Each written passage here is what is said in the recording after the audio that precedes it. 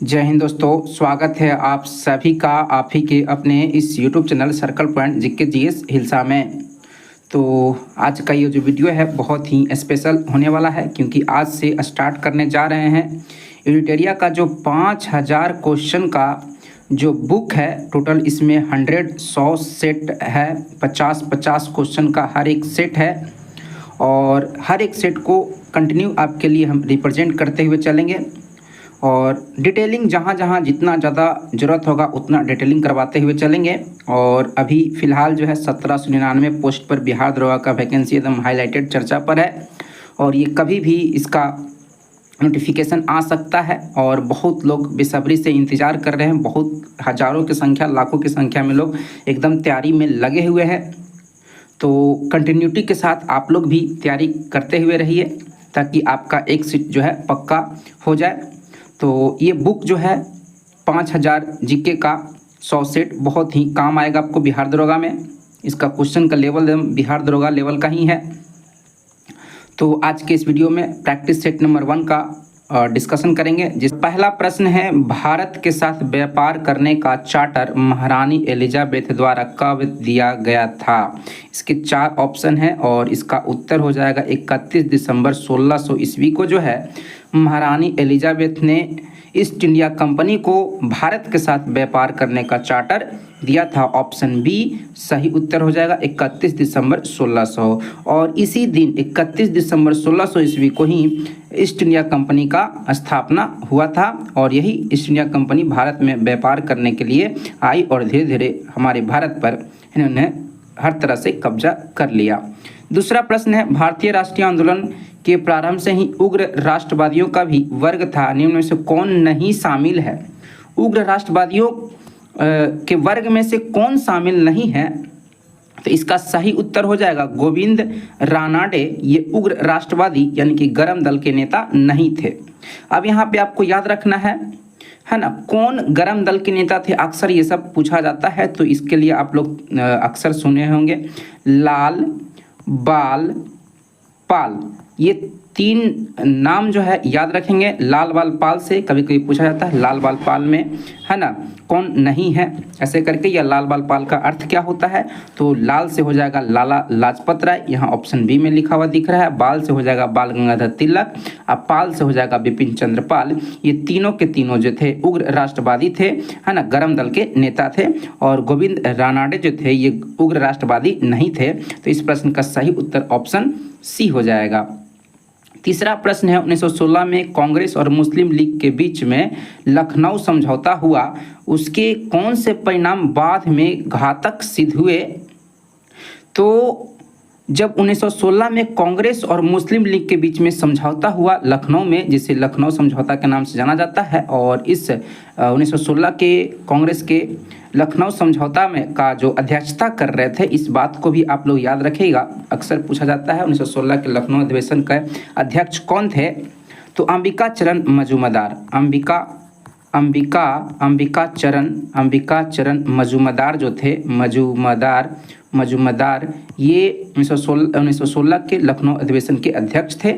और जब दोनों में कांग्रेस और मुस्लिम लीग में लखनऊ समझौता, दोनों में समझौता हुआ, दोनों में मिलन हुआ, तो ये जो कांग्रेस द्वारा मुसलमानों के प्रति संतुष्टिकरण की नीति का आरंभ हुआ, ये मतलब कि घातक सिद्ध हुआ, ये परिणाम घातक सिद्ध हुआ। तो ऑप्शन सी जो है सही उत्तर हो जाएगा तीसरा का। चौथा प्रश्न है, व्यक्तिगत सत्याग्रह किस गवर्नर जनरल के काल में हुआ था? बहुत इंपॉर्टेंट है ना। व्यक्तिगत सत्याग्रह के बारे में आपको बता दें, इसका दूसरा नाम है दिल्ली चलो। इसी आंदोलन को दिल्ली चलो आंदोलन के नाम से जाना जाता है। व्यक्तिगत सत्याग्रह को दिल्ली चलो आंदोलन के नाम से जाना जाता है। इसकी शुरुआत आपका 1940 में हुआ था, और इसके जो नेता थे गांधी जी थे। नेतृत्वकर्ता जो थे गांधी जी थे, ये याद रखेंगे। इसके नेतृत्वकर्ता कौन थे? गांधी जी थे। और इसमें पूछा जाता है कि प्रथम सत्याग्रही, द्वितीय सत्याग्रही और तृतीय सत्याग्रही कौन थे? तो प्रथम जो सत्याग्रही थे वो विनोबा भावे थे। कौन थे? विनोबा भावे थे। और दूसरे थे, सेकंड थे पंडित जवाहरलाल नेहरू थे। कौन थे? जवाहरलाल नेहरू थे। और तीसरे भी पूछा जाता है, तीसरे सत्याग्रही कौन थे? तो ब्रह्मदत्त थे। कौन थे? ब्रह्मदत्त जो थे तीसरे सत्याग्रही थे। और 1940 के आसपास जो थे वाइसराय लॉर्ड लिनलिथगो था। कौन थे? लॉर्ड लिनलिथगो थे, है ना। तो व्यक्तिगत सत्याग्रह के समय जो वाइसराय भारत का था वो लॉर्ड लिनलिथगो था। तो ये सारी बातें जो आपको पता है एकदम बहुत इंपॉर्टेंट है, इसको ध्यान में रखेंगे। फिर पांचवा प्रश्न है, भारतीय राष्ट्रीय कांग्रेस की पूर्ववर्ती संस्थाओं में सबसे पहली और प्रमुख संस्था कौन सी थी, है ना। तो ये हो जाएगा, इस प्रश्न का सही उत्तर हो जाएगा British India association. British India association जो था, है ना, ये भारतीय राष्ट्रीय कांग्रेस के स्थापना के पहले जो भी संस्थाओं में देखा जाए तो सबसे प्रमुख जो संस्था था वो ब्रिटिश इंडिया एसोसिएशन था। इसका स्थापना याद रखिएगा, ये बहुत इंपॉर्टेंट है। इसका स्थापना जो है 1951 को हुआ था। 1951 में जो है इसका स्थापना हुआ था। और ये दो सोसाइटी के मिलने से मिलाकर बनाया गया था। ब्रिटिश इंडिया एसोसिएशन का स्थापना जो है दो संस्थाओं के मिलाने से बना था। एक है लैंड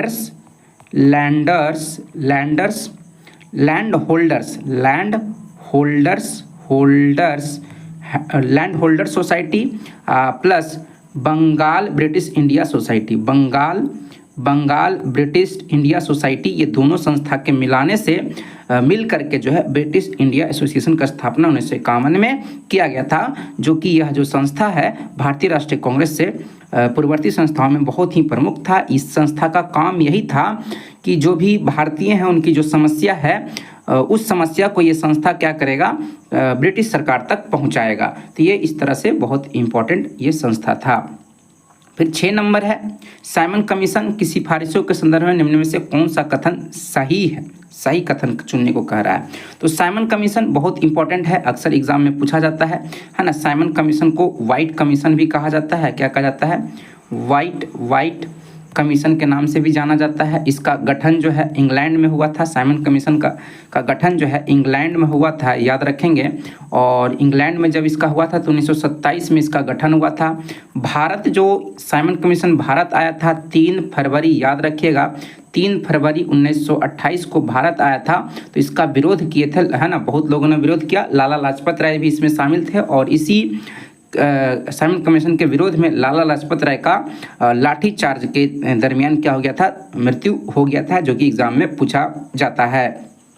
और ये जो है इसमें साइमन कमीशन में बीपीएससी के एग्जाम में पूछा था कि, है ना, बीपीएससी एग्जाम में पूछा हुआ, जो इस बार दिए होंगे उनको पता होगा, है ना, कि साइमन निम्नलिखित में से कौन संस्था था या कमीशन था जिसमें कोई भी भारतीयों को शामिल नहीं किया गया था। तो यही साइमन कमीशन था जिसमें किसी भी भारतीय सदस्य को शामिल नहीं किया गया था।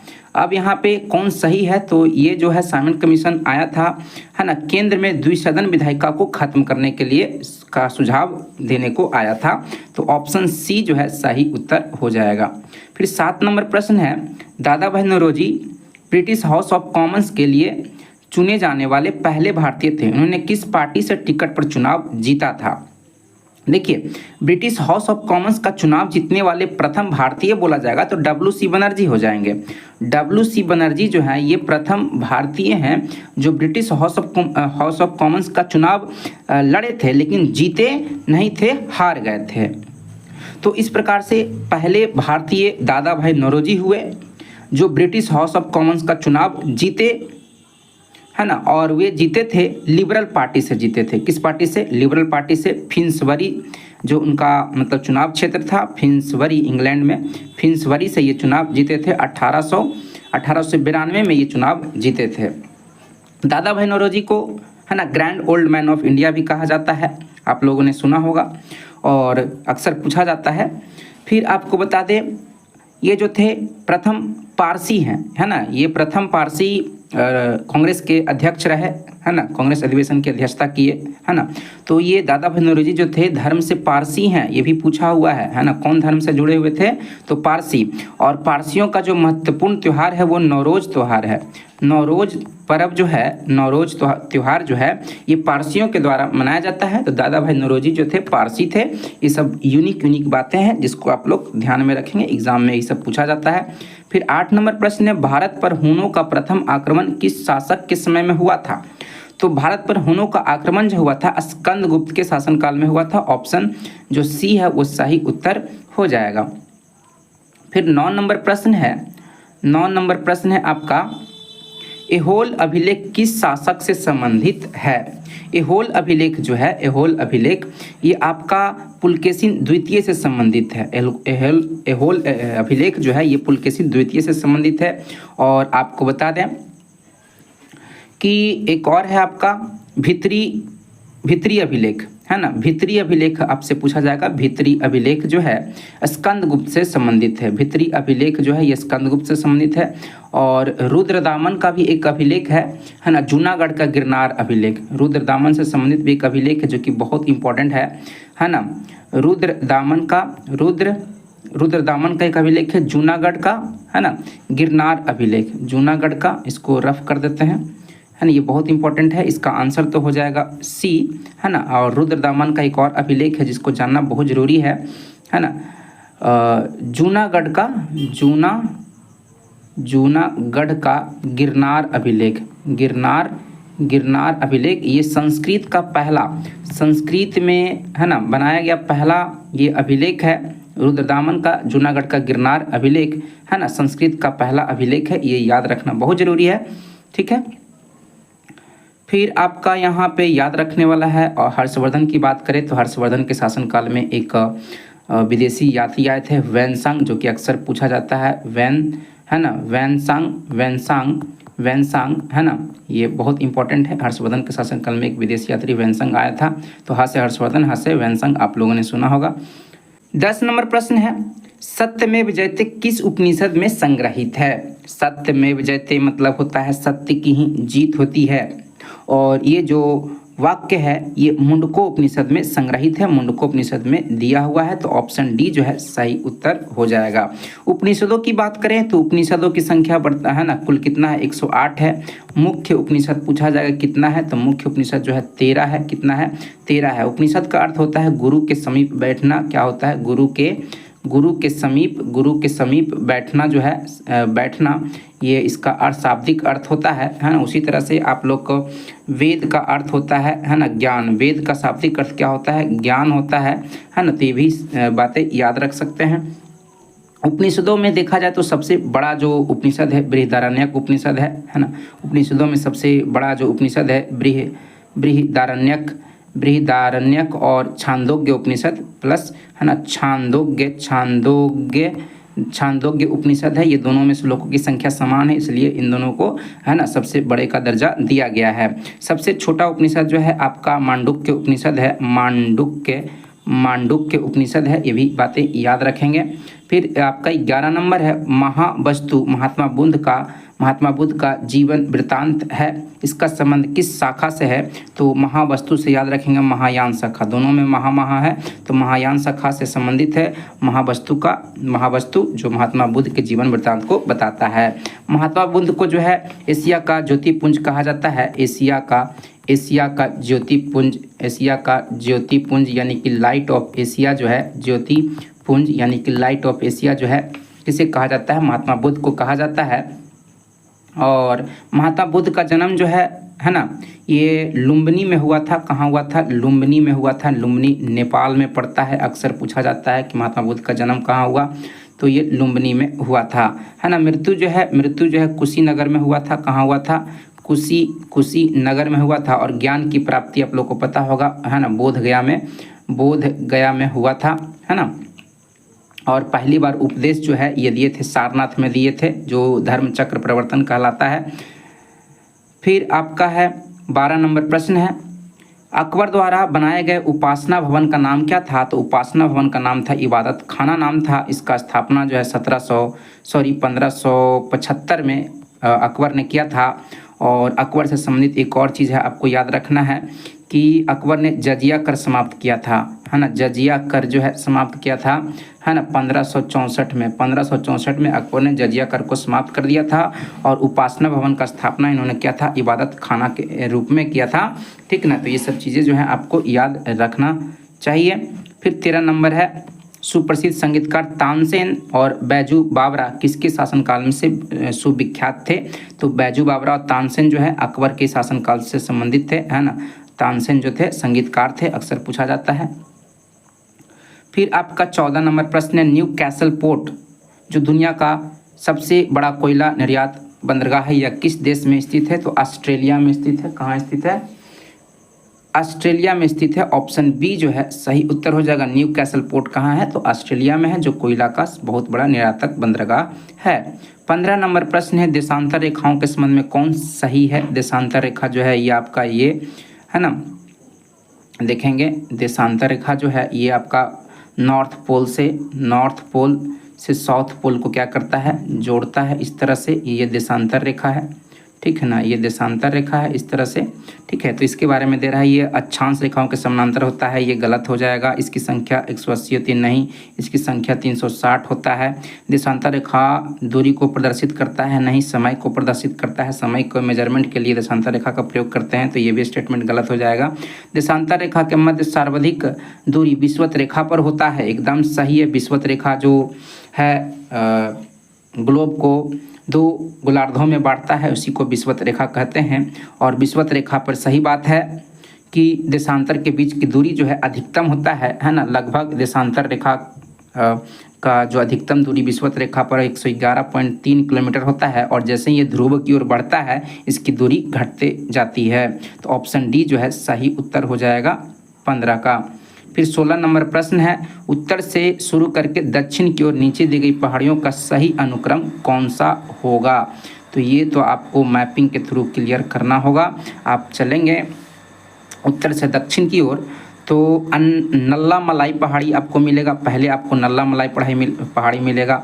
नॉर्थ टू साउथ चलेंगे तो है, नॉर्थ टू साउथ चलेंगे तो नल्ला मलाई पहाड़ी सबसे पहले आपको मिलेगा। फिर आपका जवादी की पहाड़ी मिलेगा, ये तमिलनाडु वाले क्षेत्र में है ना। फिर नीलगिरी की पहाड़ी, ये भी आपका तमिलनाडु वाले क्षेत्र में है। फिर अन्नामलाई की पहाड़ी आपको मिलेगा, है ना, इस तरह से करके। तो ऑप्शन सी जो है सही उत्तर है, नल्ला मलाई की पहाड़ी आएगा ऊपर से नीचे, फिर जवादी की पहाड़ी आएगा, फिर नीलगिरी की पहाड़ी आएगा, फिर अन्नामलाई की पहाड़ी आएगा। तो इस तरह से ऑप्शन सी जो है करेक्ट हो जाएगा। फिर 17 नंबर प्रश्न है, निम्नलिखित में से कौन सी नदी अपने मार्ग बदलने के लिए प्रख्यात है, मतलब विख्यात है? तो ये कोसी नदी, बिहार का शोक जो है सौरो ऑफ बिहार, है ना, कोसी नदी को कहा जाता है। ये बहुत ही ज़्यादा मार्ग बदलती है। ये आपका कोसी नदी जो है ना, बिहार दरोगा में पूछा हुआ है। कोसी नदी जो है गंगा में कहाँ पे मिलती है? तो कुर्सेला कटिहार में जो है, कुर्सेला के पास कटिहार में जो है ये गंगा नदी से मिल जाती है। और बिहार में जो नेपाल से आती है, नेपाल के गोसाई धाम नामक स्थान से ये निकलती है। कहाँ से निकलती है? कोसी नदी का उद्गम स्थान जो है गोसाई धाम है। गोसाई धाम जो है इसका उद्गम स्थान है ना, नेपाल हिमालय से निकलती है, ठीक है ना। और ये बिहार में प्रवेश करती है ना, सुपौल जिला में से प्रवेश करती है। कहाँ से प्रवेश करती है? सुपौल से प्रवेश करती है, ठीक है। तो ये सब चीज़ें जो हैं आप याद रखेंगे। 17 के बाद आते हैं 18 पर आते हैं।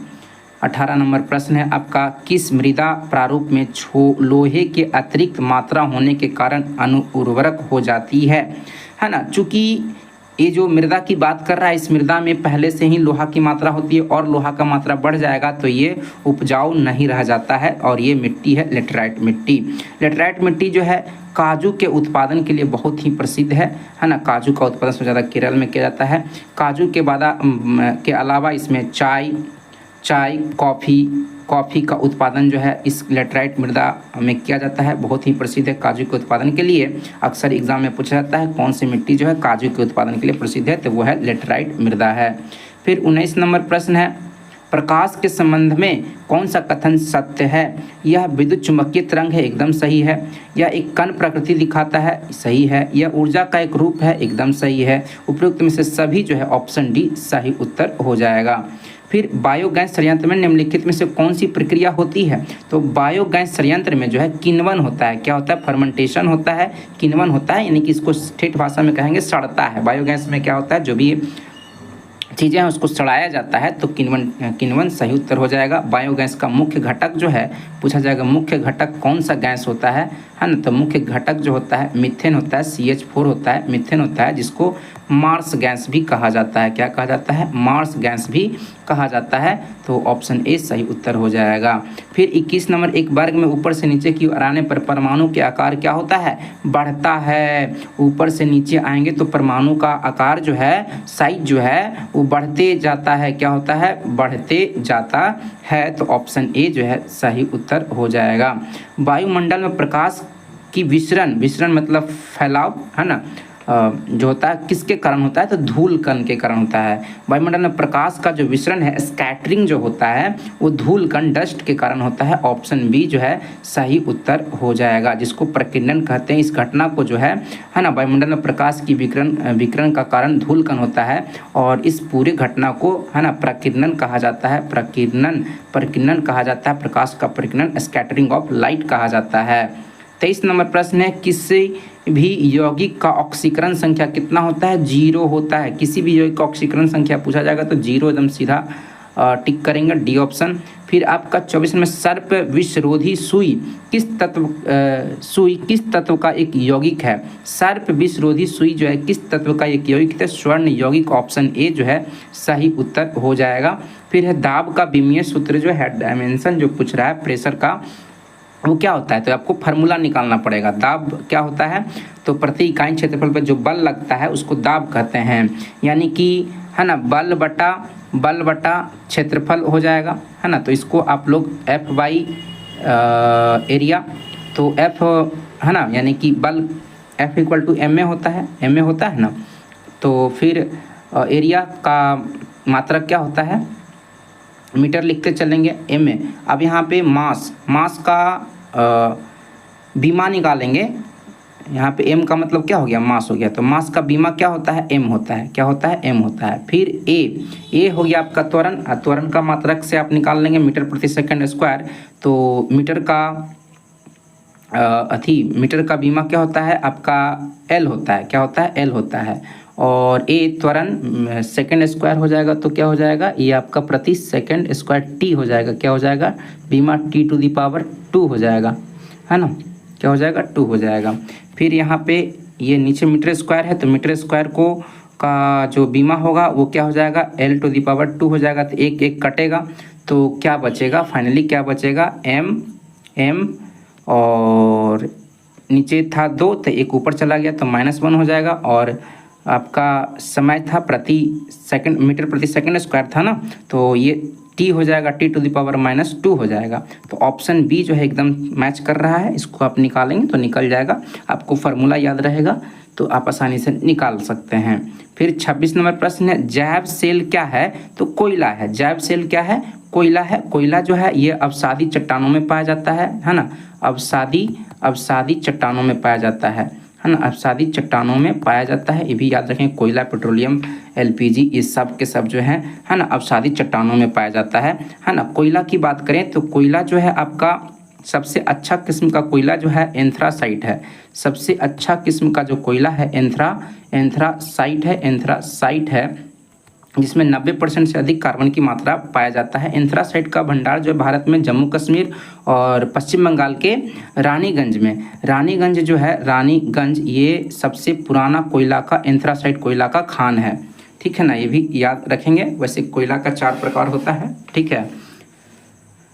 फिर आपका है कोयले के खान में जो है मीथेन गैस निकलता है। ये भी याद रखेंगे। कोयला का जो खान होता है इसमें मीथेन गैस निकलता है ना। CH4 गैस निकलता है। फिर यादाश्त का संबंध मस्तिष्क के निम्न में से किस भाग से है? तो सेरेब्रम में जो है यादाश्त का सारा प्रोसेस होता है। ऑप्शन डी जो है सही उत्तर हो जाएगा। एक जीवाश्म पक्षी का नाम बताएं जो एक पक्षी की तरह दिखता है लेकिन सरीसृप के जैसी अन्य विशेषताएं होती है। तो ये है आर्कियोपेटेरिक्स है। आर्कियोपेटेरिक्स इसका ऑप्शन बी जो है सही उत्तर हो जाएगा। 29 नंबर क्वेश्चन है, मानव शरीर में सर्वाधिक मात्रा में पाया जाने वाला तत्व कौन सा है? तो सबसे ज़्यादा मात्रा में जो मानव शरीर में तत्व पाया जाता है वो ऑप्शन बी ऑक्सीजन हो जाएगा। ऑक्सीजन जो है मानव शरीर में 65% पाया जाता है। मानव शरीर में दूसरा तत्व जो है अधिक मात्रा में कार्बन पाया जाता है, ये लगभग 18% पाया जाता है। फिर हाइड्रोजन जो है 10% मानव शरीर में पाया जाता है। फिर नाइट्रोजन जो है 3% मानव शरीर में पाया जाता है। और भूपर पट्टी पर भी पूछा जाता है, क्रस्ट पर जो है ना, हमारा जो पृथ्वी का ऊपरी सतह है इस पर 46% जो है ऑक्सीजन सबसे ज़्यादा मात्रा में ही पाया जाता है। ये सभी बातें याद रखेंगे। फिर आपका है 30 नंबर प्रश्न है, परिपथ के किन्हीं दो बिंदुओं के बीच विभवांतर मापने के लिए किसका प्रयोग किया जाता है? तो ऑप्शन बी जो है वोल्ट मीटर सही उत्तर हो जाएगा। आमीटर का प्रयोग जो है विद्युत धारा मापने के लिए, इलेक्ट्रिसिटी विद्युत धारा मापने के लिए प्रयोग किया जाता है आमीटर का, जिसको एमीटर भी पढ़ते हैं। फिर 30 के बाद आता है आपका 31 आता है, आपातकाल के दौरान, आपातकाल 352 आर्टिकल है ना, राष्ट्रपति के को जो है आपातकालीन शक्तियाँ प्राप्त है। और 352 के तहत जो है जब बाह्य आक्रमण होता है या आंतरिक अशांति उत्पन्न होती है, सशस्त्र विद्रोह होता है, तो उस केस में आपातकाल लागू हो जाता है। तो इसमें मौलिक अधिकारों का निलंबन जो है, समाप्ति जो है कौन कर सकता है? तो भारत के राष्ट्रपति करते हैं। आर्टिकल 352 के तहत जो है ना आपका 358 जो है अपने आप लागू हो जाता है। इसके तहत जो है जितना भी मौलिक अधिकार जो है, स्वतंत्रता का अधिकार दिया गया है वो समाप्त हो जाता है। और 359 आर्टिकल के तहत जो है ना 20 और 21 आर्टिकल को छोड़ करके सभी अन्य जो भी मौलिक अधिकार हैं वो सभी के सभी समाप्त हो जाते हैं। तो ये आपका सी सही उत्तर हो जाएगा। फिर 356 के तहत जो है 356 के तहत 356 के तहत राज्य में राष्ट्रपति शासन लागू होता है। और 360 के तहत जो है वित्तीय आपात लगता है। अभी तक भारत में एक भी वित्तीय आपात नहीं लगा है। प्राक्कलन समिति के सदस्यों का कार्यकाल कितने वर्षों का होता है? तो 1 वर्ष होता है ना। जितनी भी संसदीय समितियाँ हैं उसमें प्राक्कलन समिति जो है सबसे बड़ी समिति है। और प्राक्कलन समिति का जुड़वा जो बहन है, जुड़वा भाई या बहन कहें, वो लोक लेखा समिति है। ये आप सुने होंगे। प्राक्कलन समिति में सभी के सभी जो 30 सदस्य होते हैं वो लोकसभा के ही सदस्य होते हैं, है ना, लोकसभा के सदस्य ही होते हैं, ये भी याद रखेंगे। राज्यसभा के सदस्य नहीं होते हैं प्राक्कलन समिति में। और इनका चुनाव 1 वर्ष के लिए होता है। 33 है, निम्नलिखित में से किसके अनुमोदन से भारत की संचित निधि से पैसा निकाला जाता है? तो संचित निधि आपको बता दें, संचित निधि जो है ये आपको आर्टिकल 266 याद रखेंगे। आकस्मिक निधि भी एक होता है, आकस्मिक निधि भी होता है। आकस्मिक निधि की बात किया जाएगा तो ये आपका हो जाएगा 267, दोनों आर्टिकल याद रखेंगे, है ना। संचित निधि से संबंधित आर्टिकल 266 है, आकस्मिक निधि से संबंधित आर्टिकल आपका 267 है, 267 है। तो इसमें क्वेश्चन कर रहा है कि किसके अनुमोदन से भारत की संचित निधि से पैसा यानी कि धन निकाला जाता है? तो ये भारत का संसद, ऑप्शन डी जो है सही उत्तर हो जाएगा। 34 है, भारतीय संविधान में विधि के समझ समानता किस देश के संविधान से लिया गया है? तो विधि के समझ समानता की बात करेगा तो ये ब्रिटेन के संविधान से हो जाएगा। लेकिन यहाँ पे विधि के समझ समान है ना, समानता संरक्षण की बात किया जाएगा। विधि के समझ है ना, विधि के समझ है ना, समक्ष समानता का संरक्षण, समानता का संरक्षण की बात किया जाएगा, संरक्षण की बात, तब ये अमेरिका का संविधान हो जाएगा, ऑप्शन ए हो जाएगा। विधि के समझ समानता का संरक्षण शब्द लगा देगा तो अमेरिका के संविधान से हो जाएगा। खाली विधि के समझ समानता की बात कहा जाएगा तो ब्रिटेन हो जाएगा। एक और है आपका जापान का विधि द्वारा स्थापित प्रक्रिया, विधि द्वारा स्थापित प्रक्रिया जो है ये किस देश के संविधान से लिया गया? तो जापान के संविधान से लिया गया है, ठीक है ना। जर्मनी के संविधान से आपात उपबंध लिया गया है। आपात उपबंध जो है ना, जो भी आपात उपबंध से संबंधित है, आपका भाग 18 जो हमारे देश का संविधान का जो भाग 18 है उसमें जो आपात उपबंध दिया हुआ है वो जर्मनी के वाइमर संविधान से लिया गया है। इस बात को आप लोग ध्यान रखेंगे। तो इस प्रश्न का सही उत्तर ऑप्शन डी हो जाएगा। फिर 35 है, संविधान संशोधन प्रक्रिया संविधान के किस भाग में उल्लेख किया गया है? तो संविधान संशोधन प्रक्रिया जो है ये भाग 20 में इसका वर्णन किया गया है। और इसके संबंधित जो आर्टिकल है 368 ये एकदम याद रखेंगे। 368 का संबंध जो है संविधान संशोधन प्रक्रिया से है। और इसमें ये भाग किस भाग में? 20 भाग में है। फिर 12 में जो है ये इसमें बीत संविदा बाद से संबंधित बात दिया गया है। 18 में आपात उपबंध दिया गया है और भाग 16 में जो है कुछ विशेष वर्गों को उपबंध किया गया है ना, से संबंधित दिया गया है। तो इसका आंसर डी जो है सही उत्तर हो जाएगा। फिर 36 नंबर प्रश्न है ना, मिलान करने वाला है। भाषाओं का उल्लेख जो है 8वीं अनुसूची में किया गया है। दल बदल निरोध अधिनियम जो है ये 10वीं अनुसूची में हो गया है। 73वां संविधान संशोधन जो है आया था आपका किससे आया था, 11वीं अनुसूची से संबंधित है।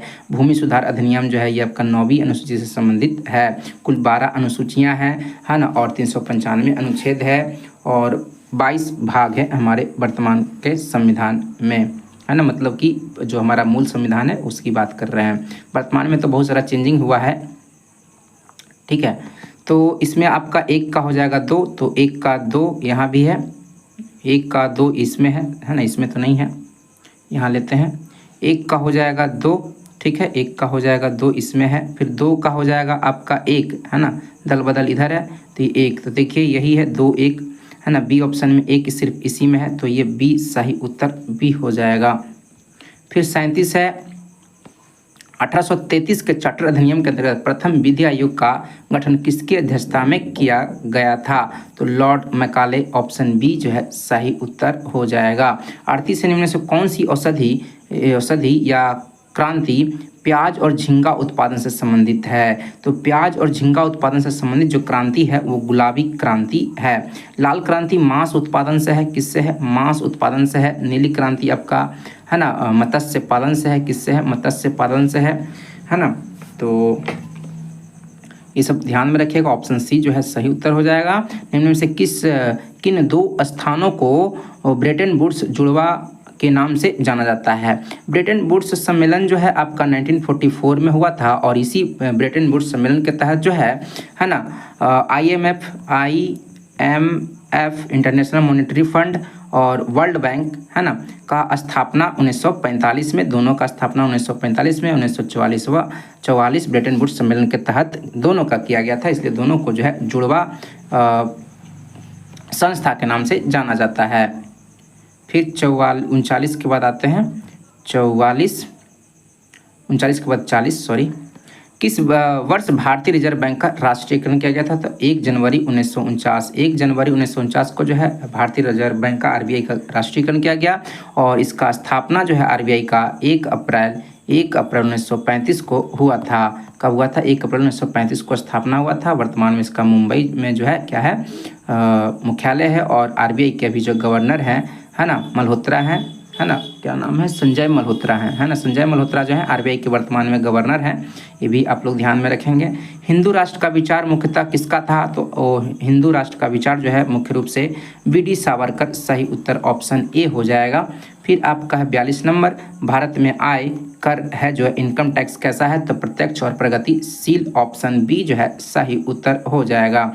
कुचिपुड़ी किस राज्य का प्रसिद्ध लोक नृत्य है, तो कुचिपुड़ी है ना, कुचिपुड़ी कौन खाएगा, अंधे लोग खाएंगे है ना, देख नहीं पाएंगे तो क्या खा लेंगे, कच्चा पुड़ी भी खा लेंगे, तो आंध्र प्रदेश सही उत्तर हो जाएगा है ना। केरल में 2 गो जो है, केरल एकमात्र ऐसा राज्य है जहाँ पे 2 शास्त्रीय नृत्य है यहाँ पे किया जाता है। एक आपका है ना कथकली और मोहिनी